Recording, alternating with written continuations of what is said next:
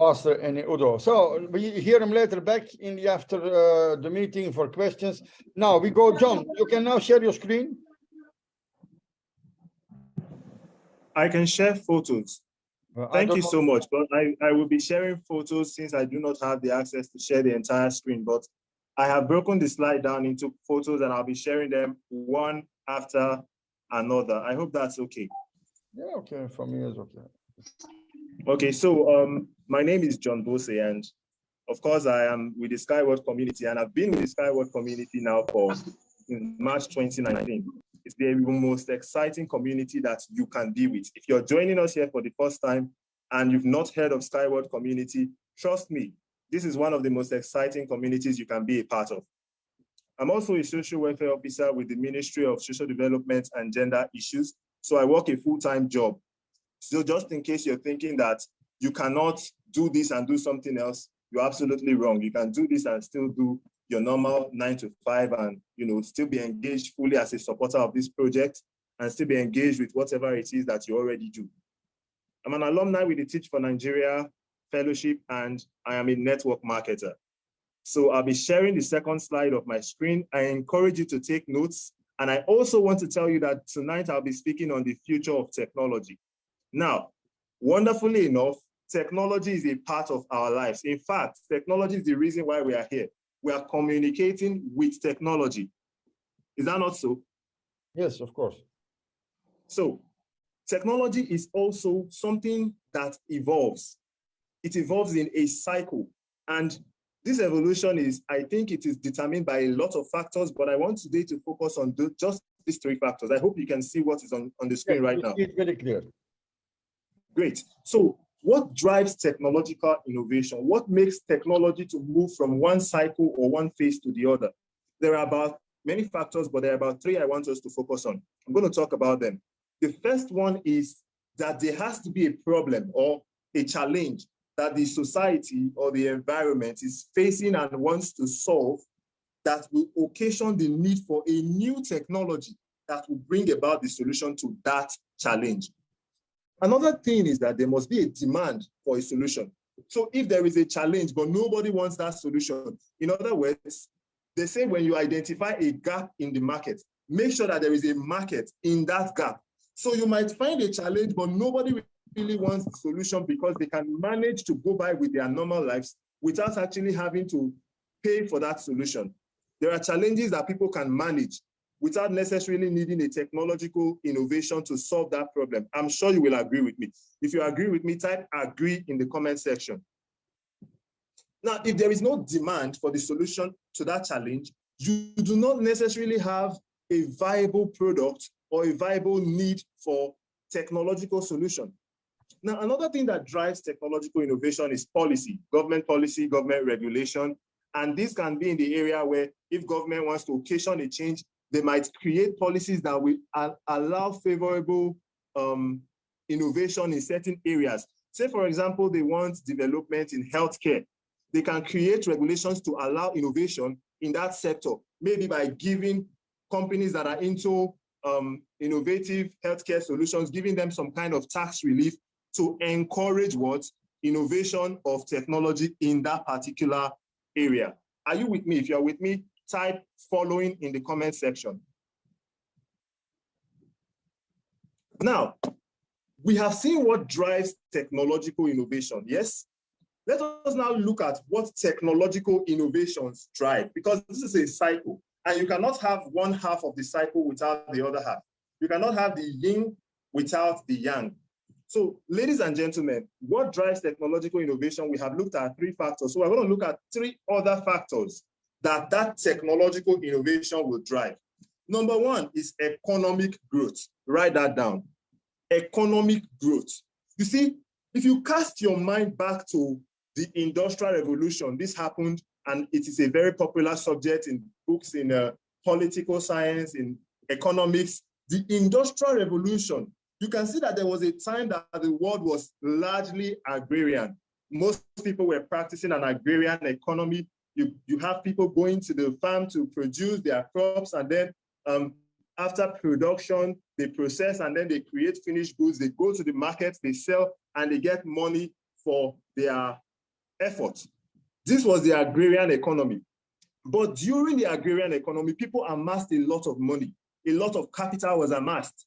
And they discovered that the more they were able to produce and sell, the more money they were able to make, the more capital they were able to amass. So they started to think, mind you, we said that technology is occasioned by demand. And so they started to think, what can we do to produce more so that we can even sell more and make more money? So they now started innovating technological solutions, and the Industrial Revolution started to occur, excuse me. So that was one of the drivers of the Industrial Revolution. There was a demand for more money. And the economic growth that led from that Industrial Revolution was such that many things like the steam engine and industrial production facilities were created. People now started leaving the rural areas, right? Those places where we have the farms, going to urban centers in order to work in these new industries. And it led to urbanization. It led to migration. It led to economic growth. And second thing it led to was wealth redistribution. So the people who had the industries were making all the money. Do you agree with me? If you agree, type agree in the comment section. The people who had the technology that was in vogue at that time were making all the money. So the money started moving to the people who had the technological resources to harness the technological epoch of that time. And society began to change. We now had people who were known as the capitalists, the industrialists, and we had others who were workers, and they called them the proletariat. We're not going to talk about that, but I want you to notice that technology occasions what? Economic growth and wealth redistribution. Someone's mic is on. I need one of the hosts to please take care of it. Someone's mic is on, and please, someone should help us take care of that. Now, you can tell already that whenever there is a technological innovation, there is a technological change, it leads to wealth redistribution. So what does this tell you? It tells you that if technology is about to change, you should be in the forefront of that change, so that when the wealth is being redistributed, you will take a large portion of it. If you want to take a large portion of the wealth that technology brings, type portion in the comment section. Now, we have already seen the market drivers of the Industrial Revolution. We saw that the demand of a free market economy, where people could sell their products, where people could buy the products that those people were selling, and then people were amassing capital, led to the need to produce more, to sell more and make more money. And then the Industrial Revolution started, steam engines started, we started having people have trains, trucks, and all of these amazing technological innovations started to come out. It then brought a new challenge. Ladies and gentlemen, you see, when we move in technological advancement to solve one problem, the technology itself can create a new problem, which will demand for a new technology to solve that new problem. Take note of this. That's why I say it is a cycle, right? So right now, we have the technological innovation of the Industrial Revolution creating a new challenge. And what is that challenge? If you know that challenge, type it in the comment section. I want to see someone type the challenge, the new challenge that this technological innovation brought. Type it in the comment section. I want to see the first person who gets the answer to this. Pollution. Tina, God's time, Joel. Yes, absolutely right. The new challenge was that we now had pollution as a problem.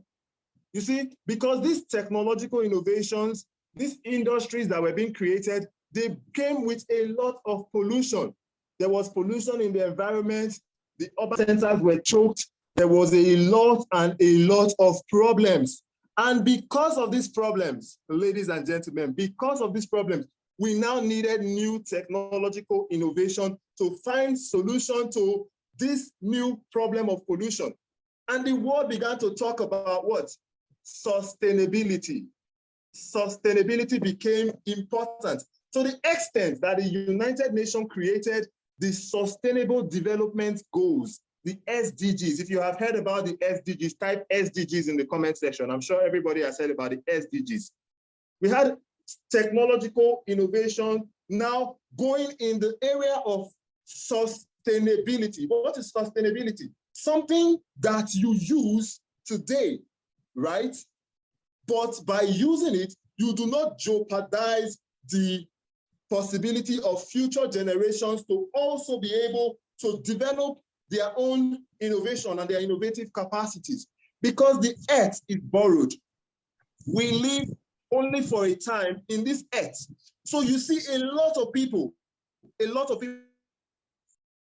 during the Industrial Revolution were only concerned with capital accumulation. They did not care about what they were doing and how it was harming the environment. In other words, they did not care about sustainability. They just did what they did and polluted the environment. They didn't care. But over time, this pollution started to cause problems on a global scale. We are talking about problems such as global warming, problems such as climate change. These were huge problems, huge global problems. Now, ladies and gentlemen, there is something you need to know. Write this down. If you solve a problem, right, you get the reward for solving that problem. Do you agree with me on this? If you agree, type agree in the comment section. If you solve a problem, you get the reward for solving that problem. So if you solve a person's problem, you will get the person's reward. If you solve a community's problem, you will get a community's reward. If you solve a national problem, what are you going to get? A national reward. And ladies and gentlemen, if you solve a global problem, what will you get? Type it in the comment section. I want to see somebody type it really fast in the comment section. If you solve a global problem, what do you get? Let me see somebody type that in the comment section. A global reward. Thank you, Ms. Patricia Effiong. You will get a global reward. Thank you, Mr. Olarewaju. A global reward. I'm so glad that you all are following. So a global reward is that you will be paid from every corner of the globe, every corner of the earth will pay you, because that is a problem that everybody is experiencing, right? Everybody has that problem. So everybody will pay you for your solution. So do you know what the rich people do? They look for problems, and the bigger the problems, the bigger the reward. So now we had a problem. We had a pollution problem. This problem was large scale. This problem was affecting every corner of the universe. Climate change is not a Nigerian problem. It's not a Ghanaian problem. It is a global problem. And they started thinking of sustainable ways to solve this problem. Another area of technological innovation is in the area of efficiency. Men began to look for faster ways to do the same thing in order to conserve their time. You will agree with me now that men are looking for faster ways to solve the same problem. So they want to make faster cars. They want to solve problems faster. Now we have artificial intelligence that helps us to solve some of the problems that we used to spend hours and hours solving. It solves them within the twinkle of an eye. You can have an artificial intelligence paint a picture that will take an artist maybe 2 months to 6 months to paint. And the AI would sketch that within 30 seconds or less. We have artificial intelligence that draw. We have artificial intelligence that write. We have artificial intelligence that do the work that people used to go to school and spend 4 years of learning to do. Now we have artificial intelligence do this. Thank you, Ambassador, for that reminder. Okay, so now we have technology moving in the area of sustainability and efficiency. Now we have AI and we have what? Machine learning, and we have green technology. So I'm just going to run through the slides so that I do not take too much of our time. Now, ladies and gentlemen, we come to see that the world now focuses on green technology, and the goal is to create a sustainable and environmental friendly future, reducing carbon footprint, conserving resources, minimizing pollution and waste. And you see that this trend of technological innovation is gaining momentum. Governments are embracing it. Businesses are embracing it. Everybody's looking for ways to do things that are more environmental friendly. Even consumers are prioritizing sustainable practices and innovative solutions. Look at people now prefer to buy electric cars over gasoline cars. Is that not so? And people who are in the sector of producing technology that are green and sustainable are making massive rewards. We have an example like the Tesla manufacturing industry, where you make the Tesla electric vehicle. And at a point, the CEO of that company was the richest man in the world, because he is in the area of providing sustainable solutions which are high in demand. And the world is adopting these solutions, and the people in these spaces are making a whole lot of money. Now, we have this sector of transportation, the technological innovation in transportation. And we're going to be talking about a little bit about the problems and the opportunities. Remember, whenever there is a problem, it also presents an opportunity. Now, the problem of our modern transportation system is that first and foremost, it is one of the things that contributes immensely to pollution and to climate change and global warming. We also have the area of safety issues, because here we have road traffic accidents and vehicular accidents. They are on the increase. So we have that as a problem of modern transportation as well. We equally have the cost of construction and operation of modern transport systems. The creation of road is expensive, ladies and gentlemen, and it also consumes a lot of land, not to mention that it causes a lot of traffic and reduces man hours. And because we're now shifting towards more sustainable and efficient transport systems, we're looking to create cars that are faster and more cost-effective, cars that are safer and more environmental friendly, vehicles and transport systems that are faster and consuming less energy. If you want to know more about this, just go and Google this, Dubai Autonomous Transport Strategy. We will not be able to look at it for the sake of time, but if you make that research, you will see that even the United Arab Emirates is looking to convert 25% of its public sector transport system, adopting what? Transportation systems that are sustainable, safe, environmental friendly. And we have a unique company, ladies and gentlemen, that is creating solutions in this area. And this is the amazing company that I will be talking to you about this evening, Untitled String Technologies, Inc. Now, the company's product is an innovative transport system that runs above the ground on high-strength string rails. High-strength string rails. This transport system is safe, it is very cost-efficient, it is comfortable, it is environmental friendly, it is innovative as it uses second-level transport solution, second-level transport that is above the ground, environmental friendly, it produces zero emission, it has a high speed, and even with this high speed, it comes with a high safety feature as well. And they have produced transport systems for urban, for cargo, and even for high-speed transportation. Now, ladies and gentlemen, I'm going to conclude with this. Wayne Gretzky said, the way to make money is to find where the world is going and go there first. Because if you see all the technological innovation, they come with wealth redistribution. Whenever there is a technological innovation, wealth is redistributed. Now, ladies and gentlemen, the technological innovation of Untitled String Transport Solutions, Untitled String Technology, is going to create such a wealth redistribution, because this is what happens whenever technology changes. And we are moving the transport system from what it is now to what it will be.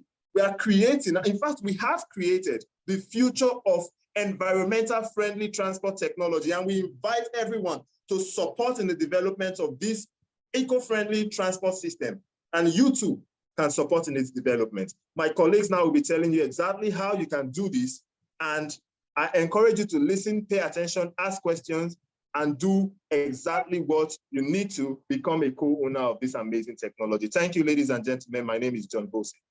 Dr. Sami coming now. Now I say thank you.